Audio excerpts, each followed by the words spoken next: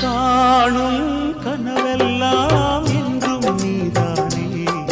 என் கனவெல்லாம் நினைவாக ஆவா கண்மணியே வீசும் காற்றில் பூசாயானே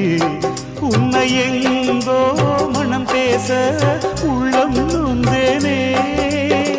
நாம் ஒன்று சேரும் திருநாளும் உருவாகும்